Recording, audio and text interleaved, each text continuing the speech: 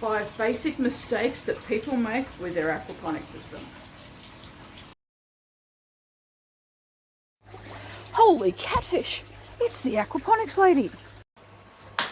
Righty, we have some basic mistakes that people make when it comes to their aquaponics systems, when they're building it, when they're running it. So let's have a look at just a couple of the real basic ones. When you're building your aquaponics system, and this is just my little barrel one, my bigger one's over there, but it's so much easier to record just here. I know I've got it all working, but the one thing people forget to do, there's a few things with designing that they forget, but sometimes they're looking at the basic chop and flip design for an IBC because it's the cheapest and it's the easiest. And the basic chop and flip design does not include a solid waste remover. Whether that's a solid separator, a radial flow filter, a solids trap, however you want to do it, remove your solid waste. Now you can see right here is mine. Okay? Very small, DIY. You can use a pail, you can do any number of things. Depends on the size of your system, but you need to make sure removing solids from your system. Okay? Key thing, if you don't remove solids from the system, it's going to end up getting very smelly, very anaerobic within your grow bed. Anaerobic means it's removed, all the oxygen's being kicked out basically because it's gotten all clogged up, and you're getting a different type of bacteria in there. You'll get smelly, your bacteria will die off, your water quality will go wonky, and your fish will eventually die. Some people say, hey, I have all of my solids in there and I put worms in there and that works. You're lucky. Okay, that's not a guaranteed way of actually having a good system. That's more luck than anything else. And some people want to just clean out their system every 6 months. Okay, I don't want to be doing that much work. Solids separator people. Second thing, cycle your system. Cycling your system means using a water quality test kit and colonizing your system, your aquaponics system, with bacteria. We want 2 types of bacteria within your aquaponics system, Nitrosamona and Nitrobacter. And we can identify that with our water quality test kit. How to cycle my system is up here. Okay?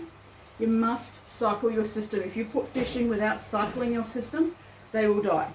And for some people say, I'm just going to put some tester fish in and they'll be right. Well, yeah, you're still killing a living creature, just saying. And you're going to be putting it through a lot of stress, just saying. What are you going to do with those fish if they do survive? Just saying. It's better to do a fishless cycle. But you do need to cycle your system before you put your fish in. Onto the fish. Know in advance what fish will suit your system. There is no point me in a barrel that is 200 litres. I can't have a maricot in there. I can't put barramundi in there. I can't put silver perch in there even. It's a bit too small for them. I'd only have a couple, and even them that would be pushing the size-wise. I got little goldfish in there. And I have a plan for when they get bigger. Know how big your system is and what fish you can use. Remember, little fish often will grow into bigger fish. So you need to know what your fish are. And starting small is the cheaper option.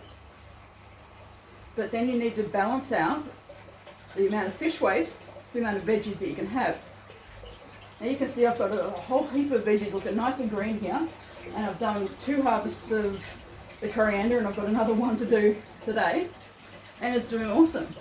But when these guys get bigger, is this going to work? So understanding the ratio of the amount of fish and the amount of veggies is important. And how do we do that? It's actually less about the plants and more about the filtration. That tells us how many fish we can have. So there should be a video coming up in the link up here saying how many fish can I have in the system, and it will talk to you about the amount of filtration within your aquaponics system.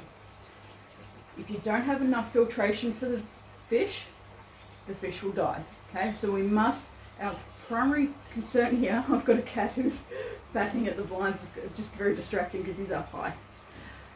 Our basic concern must be the health and welfare of our fish. Okay, if we're not looking after our fish, the rest of the system isn't going to work anyway. Right, so we must look after our fish, and the rest will start to look after itself. A big thing people do, so this is another common mistake here, is people will put too many fish in. They'll put in a whole heap of small fish that are going to grow bigger, and because they wanted to grow more vegetables to start off with as soon as possible, which I so get you on that. But if you don't have the balance and those fish do end up getting bigger, whatever size, what are you going to do with them? So this is where you need to have a plan in place. Alright? Now finally, the last thing I want to say that people sometimes do, sometimes don't, have a backup system. What if the power goes out? What's going to happen? And be aware of your environment. Okay? Everyone's environment is totally different. Now we have massive storms here this year, and some of the area around here had no power for 6 days.